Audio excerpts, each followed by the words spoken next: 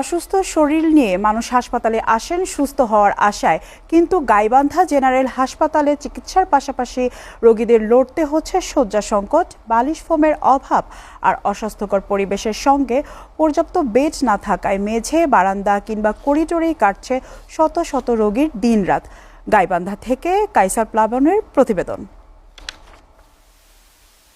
এ যেন হাসপাতালের ভিতরে চেনা এক নিষ্ঠুর বাস্তবতা। ওয়ার্ডে রোগীর উপচে পড়া চাপ, কিন্তু সেই তুলনায় নেই পর্যাপ্ত বেড। ফলে অনেক রোগীকেই বাধ্য হয়ে হাসপাতালে মেঝে, স্যাঁতস্যাঁতে বারান্দা কিংবা করিডোরে নিতে হচ্ছে চিকিৎসা সেবা। শয্যা না পেয়ে প্রিয়জনের পাশে থাকা স্বজনদের দিনরাত কাটছে মেঝেতে পাটি কিংবা পাতলা চাদর বিছিয়ে। তবে দুর্ভোগ আরও বাড়ে যখন হাসপাতাল থেকে মেলে না একটি ন্যূনতম বালিশ বা ফোম। এখন পর্যন্ত ডাক্তার পাইনি, ডাক্তারে আমার এক্সরেটা দেখে নাই, আর আমি আসিয়া এখানে বিছানা পাই নাই, অনেকক্ষণ মাটি ছুঁয়ে আসছিলাম। বালিশ দেয় নাই, বেড দিছে। পর্যাপ্ত বালিশ, বেডশিট ও ফোমের সংকটে কষ্ট এখানে রোগীদের নিত্য সঙ্গী। কেউ কাপড় গুটিয়ে, আবার কেউ ব্যাগ মাথায় নিচে রেখে পার করছেন রাতের পর রাত। যেগুলো সরবরাহ করা হয়েছে সেগুলোর বেশিরভাগই দীর্ঘদিনের ব্যবহারের ময়লা ও জরাজীর্ণ। এখানে কিছু দেয় নাই, নিজের ঘরে করে নেওয়া লাগছে। এই বেড নিজেরা খুঁজে নিছি, বালিশ দেয় নাই, কোনো কিছু দেয় নাই। নামে সরকারি কিন্তু কাজে নাই, ওষুধ আনতে সব বাইরে থেকেই। রোগী ও স্বজনদের প্রশ্ন, হাসপাতালের জন্য যদি নিয়মিত সরকারিভাবে বালিশ, বেডশিট ও ফোম বরাদ্দ হয়ে থাকে, তবে বাস্তবে কেন এই হাহাকার? বরাদ্দের সামগ্রী কি আসলেই রোগীদের কাছে পৌঁছাচ্ছে?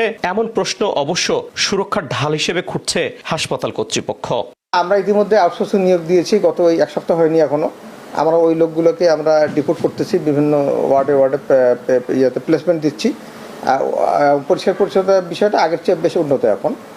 যেহেতু আমরা জনবল পেয়ে গেছি, 10 জন ক্লিনার পেয়েছি, ওয়ার্ড বয় পেয়েছি, আয়া পেয়েছি, ওটি বয় পেয়েছি। এখন এই ঘাটতিটা কিছুটা কমে গেছে এখন। তবে আমরা যখন পূর্ণাঙ্গ জনবল পাবো 250,000, তখন হয়তো আমাদের যেটুকু সমস্যা সেটুকু আর থাকবে না। হাসপাতাল মানুষের শেষ আশ্রয়স্থল, কিন্তু সেই আশ্রয়ে যদি হয় দুর্ভোগের আরেক নাম, তবে চিকিৎসার স্বস্তিটুকু হারিয়ে যায়। এই দীর্ঘস্থায়ী দ্রুত কার্যকর উদ্যোগ নেবে প্রশাসন, এমনটি প্রত্যাশা ভুক্তভোগীদের।